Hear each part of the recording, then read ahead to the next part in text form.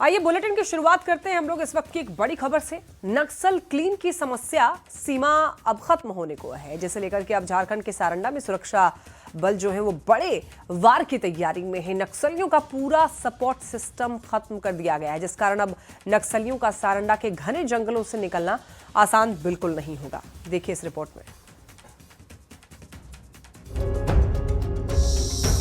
केंद्रीय गृह मंत्रालय ने झारखंड सहित अन्य नक्सल प्रभावित राज्यों से नक्सलियों का पूरी तरह से सफाया करने की डेडलाइन मार्च 2026 रखा है, जिसे लेकर छत्तीसगढ़, महाराष्ट्र और आंध्र प्रदेश जैसे राज्य नक्सलियों के खिलाफ जोरदार अभियान चला रहे हैं।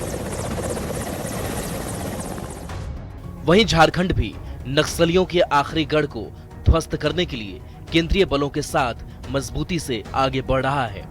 हालांकि सारंडा को नक्सल मुक्त करने में सुरक्षा बलों को आईईडी की बड़ी चुनौती का सामना करना पड़ रहा है।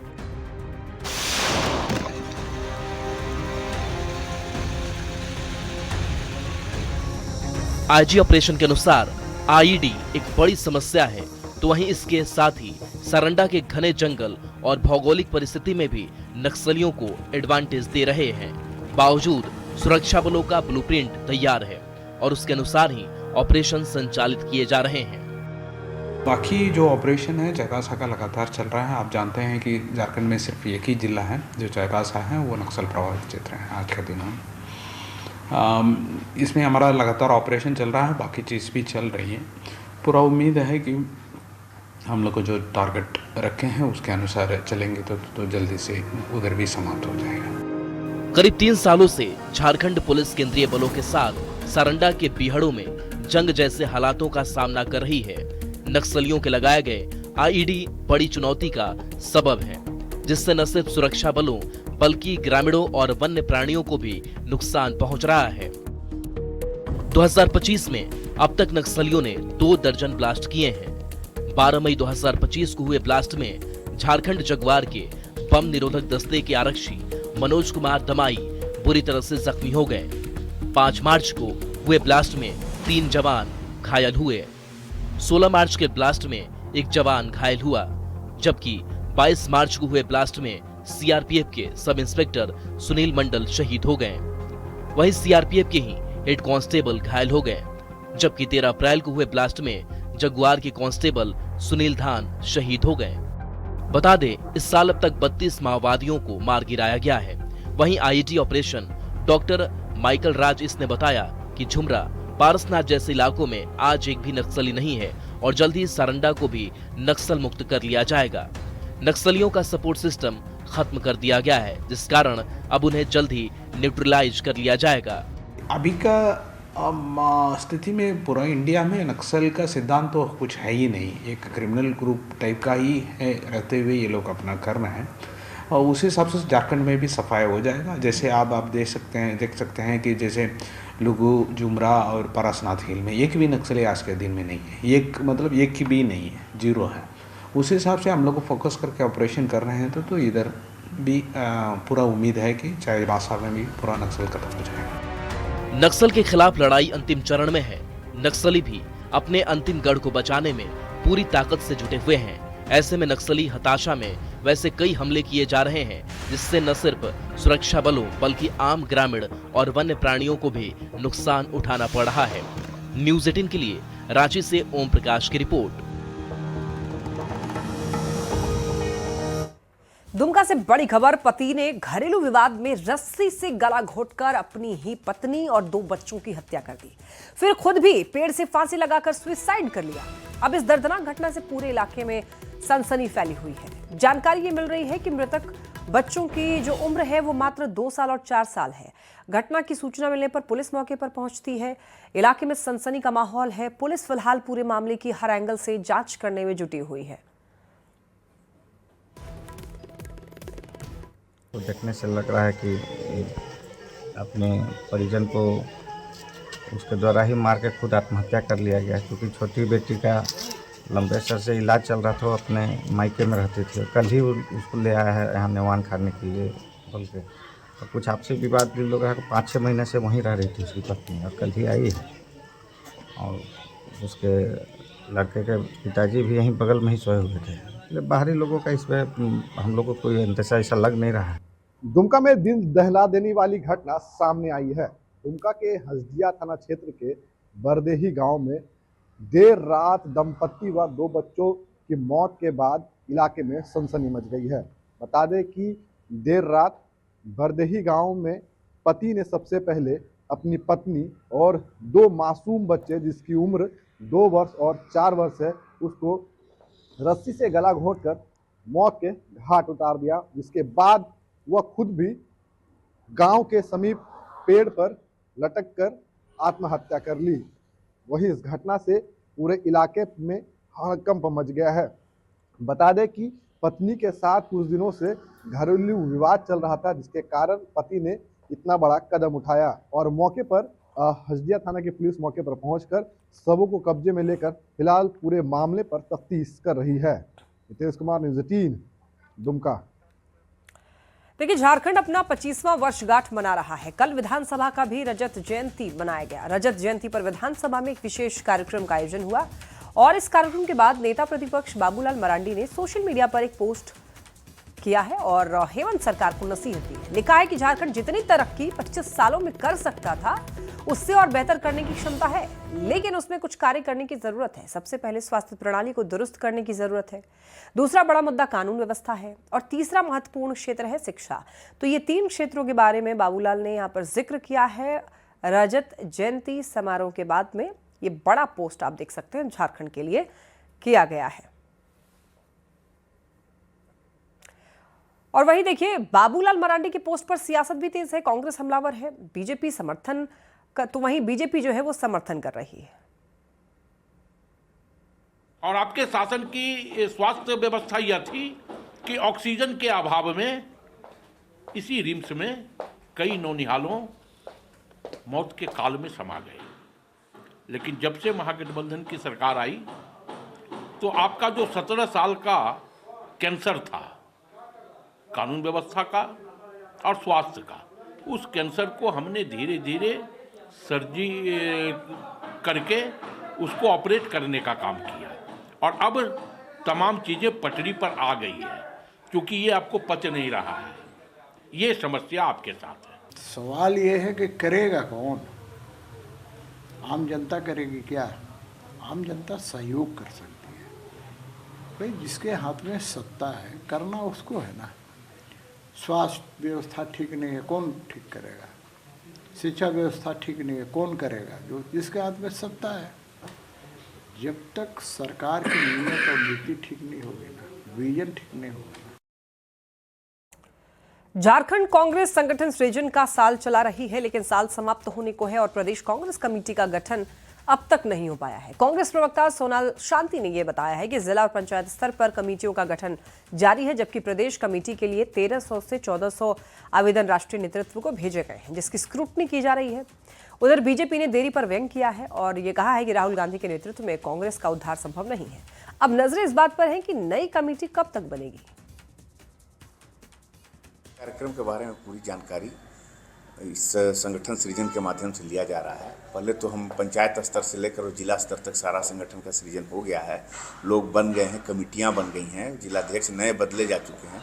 अब राज्य स्तर पर संगठन का गठन होना है। चूँकि काफ़ी कार्यक्रम हो रहे हैं और प्रदेश नेतृत्व ने आवेदन भी मांगा है, उन तमाम आवेदनों को राष्ट्रीय नेतृत्व के पास अग्रसारित कर दिया गया है। सारी चीज़ें आपने देखा होगा कि लगभग 90% पंचायतों का गठन हो चुका है। प्रखंडों की गठन की भी प्रक्रिया लगभग पूर्ण होने को है। अभी जिला अध्यक्षों का भी चयन हुआ है। जिला अध्यक्षों को दायित्व मिला है कि जिले के सीनियर जो नेता हैं उनसे सलाह करके, मशविरा करके आप जिलों के कमेटियों का गठन करें। यहाँ भी हमें लगता है कि प्रदेश में भी 600 नेताओं से राय मांगी गई है। 600 नेताओं ने अपने आवेदन दिए हैं, उस पर 25 बड़े शीर्ष नेताओं से सलाह की गई है। हमें लगता है कि जल्दी संपूर्ण रूप सामने आएगा। कांग्रेस ऐसे ही चलता है। आप लिख लीजिए, जब तक कांग्रेस पार्टी का नेतृत्व राहुल गांधी जैसे पप्पू करेंगे, कांग्रेस मुक्त भारत हो जाएगा। मैं स्पष्ट कर रहा हूँ, लिख लीजिए, कि ये तो मैं स्टाम्प पेपर पर लिख के दे रहा हूँ। ये पप्पू जब तक कांग्रेस का नेतृत्व करेगा, जब तक चमचे उसको नेता मानेंगे, कांग्रेस की दुर्गति लिखी हुई है।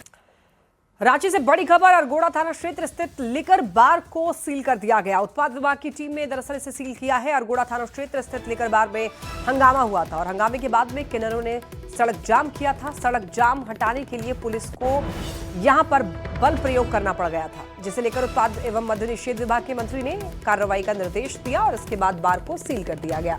उत्पाद विभाग की टीम ने यह सील किया है। ज्यादा जानकारी के लिए न्यूज 18 संवाददाता ओम प्रकाश हमारे साथ जुड़ रहे हैं। ओम प्रकाश, यहाँ पर क्या कुछ हुआ था जिसके बाद ये एक्शन लिया गया है, बार सील कर दिया गया? जी, बता दें कि कल देर रात किन्नरों के द्वारा वहां पर डांस किया गया था। जो जानकारी है उसके अनुसार जो दुकान के संचालक हैं, जो बार संचालक है, उनके रहते हुए, मैनेजर के रहते हुए उस दरमियान ये डांस हुआ था। जो जानकारियां हैं उसके अनुसार बार के अंदर ये डांस करवाया जाता है और इन्हीं तमाम चीजों को लेकर जो हंगामा हुआ था, उसके बाद जो सड़क पर किन्नरों के द्वारा जमकर हंगामा किया गया था, सड़क जाम कर दिया गया था, तो लॉ एंड ऑर्डर की भी परिस्थितियां जो है वो वहाँ जन्म ले ली थी, जिसके बाद ये कार्रवाई जो है वो उत्पाद विभाग की टीम के द्वारा की गई है। हालांकि अभी भी इसकी जांच जारी है और आने वाले दिनों में तमाम चीजों का खुलासा होगा कि आखिर क्या कुछ यहाँ पर गलतियां थी, जो एसओपी का अनुपालन हो रहा था या नहीं हो रहा था। इन तमाम चीजों की स्पष्ट जानकारी जो है वो जांच रिपोर्ट के आधार पर होगी। ठीक है ओम प्रकाश, बहुत धन्यवाद आपका इन तमाम अपडेट्स के लिए। तो आपको बताते चले, एक खबर मिल रही है धनबाद से। कोयला माफिया के खिलाफ तीसरे दिन भी ईडी का एक्शन जारी है। ईडी और माइनिंग विभाग की तरफ से देखिए अनिल गोयल के तेतुलिया स्थित तेतुलिया कॉक प्लांट में जांच की जा रही है। 15 गाड़ियों से टीम पहुंची और यहां पर माइनिंग विभाग और ईडी की टीम जो है भट्टा में रखे हुए कोयले के स्टॉक की मापी कर रही है। इसके कागजातों के साथ मिलान भी किया जा रहा है। शुक्रवार को ईडी की टीम जो है अनिल गोयल के कार्यालय में भी छापेमारी की थी। उसके बाद शनिवार से ईडी की जो हार्ड कोक भट्टा पहुंच करके कोयला स्टॉक की जांच शुरू की है, जो कि रविवार देर शाम तक चला है। और ज्यादा जानकारी के लिए न्यूज 18 संवाददाता संजय गुप्ता हमारे साथ जुड़ गए हैं। तो संजय, फिलहाल क्या अपडेट है इस मामले में? बताया जा रहा है कि कोल वहां पर मापिंग की गई है और कागजातों का मिलान भी किया गया है। कोयला स्कैम को लेकर जो शुक्रवार से ईडी की जांच शुरू हुई थी, छापेमारी शुरू हुई थी, वह आज रविवार तक भी चली है। और सबसे बड़ी बात है कि शुक्रवार को 18 ठिकानों पर कोयला व्यवसाय से जुड़े हुए लोगों के यहाँ छापेमारी हुई थी, जिसमें बड़े नाम एलवी सिंह, कुमनाथ सिंह, अनिल गोयल सहित कई अन्य लोग थे।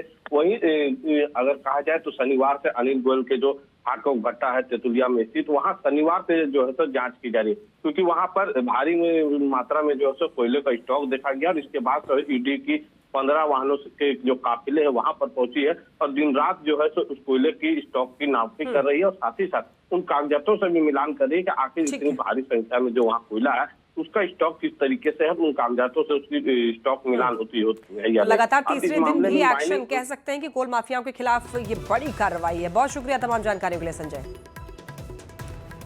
जब कोई पंचायत या गांव विकास से कोसों दूर हो, तब वहां विकास की हल्की सुगंध भी उत्साह का हलचल पैदा करती है। राजधानी रांची से एक ऐसी ही तस्वीर सामने आई है, जहां महज पुल के शिलान्यास पर ही ऐसा उमंग लोगों में देखने को मिला जैसे पुल का उद्घाटन ही हो गया। देखिए रिपोर्ट।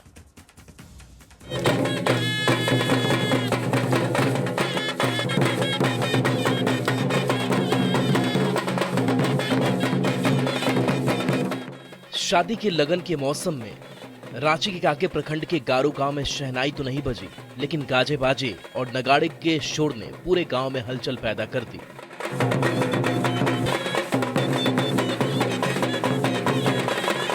मौका था जयपुर पंचायत के गारू और कामता गांव की सीमा पर बहने वाली बोटू नदी पर बनने वाले पुल के शिलान्यास का। विधायक सुरेश बैठा कभी पूरे गांव में माला पहनकर घूमते नजर आए,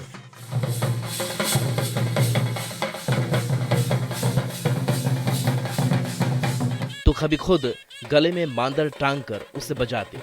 पुल के शिलान्यास के बाद उन्होंने बताया कि आजादी के बाद पहली बार उनके प्रयास से कई गांवों को आपस में जोड़ने वाले पुल का शिलान्यास किया जा रहा है। पुल बनने जा रहा है, हालांकि पुल अभी निर्माण में देरी है, लेकिन ये जो भीड़ आप देख रहे हैं, गाजा बाजा तमाम लोगों में उत्साह जो है वो शिलान्यास को लेकर है। समय सीमा करीब 6 महीना का है और 6 महीना के बीच में इस पुल का निर्माण हो जाएगा। सबसे संयोग की बात है कि हमारे हेमंत सोरेन सरकार जो है अबुआ सरकार बनी है, उसके बाद ये पुल का जो है निर्माण होना ये सबसे बड़ी खुशी की बात है। इस पुल के बनने से कांके के सुकुरहुट्टू, सिगारू, कामता और कांगू समेत कई गांवों को पुल निर्माण के बाद काफी सहूलियत होगी। उनकी कनेक्टिविटी गांव के अंदर से ही पंडरा और रातू जैसे इलाकों से सीधे हो जाएगी। ऐसे में वर्तमान में शहर होकर गुजरने की उनकी मजबूरी खत्म हो जाएगी। एक ऐतिहासिक काम हो रहा है। आज़ादी के बाद अभी तक पुल का निर्माण होना हम लोग के गौर की बात है, क्योंकि इस रास्ते जयपुर कोंगे कंपा गांव घनी आबादी क्षेत्र है। इस पुल बन जाने से गागी सुकुट्टू से भी लोग आना जाना रांची बड़ी आसानी से कर सकते हैं। देखिए, बता दें काफ़ी भीड़ है। बता दें कि जो गांव या जो प्रखंड कर सकते हैं विकास से कोसों दूर होता है, वहां सोच लीजिए कि उद्घाटन तो दूर की बात है, शिलान्यास की वहाँ खुशबू आती है तो लोगों में उत्साह ऐसा बन जाता है जैसे महज पुल बन गया हो और लोग पुल पर चढ़कर पार कर रहे हों। लेकिन पुल में जैसा विधायक जी बता रहे हैं कि पुल के निर्माण में देरी है, 6 महीने के बाद पुल का निर्माण शुरू हो जाएगा। लेकिन गाँव की तस्वीर बता रही है कि शिलान्यास मात्र से ही उत्साह है और जाहिर है कि पुल का जो इंतजार है वो बेसब्री से है। संजय कुमार सिन्हा, न्यूज़ 18 रांची। यहाँ वक्त है छोटे से ब्रेक का, जल्द लौटेंगे।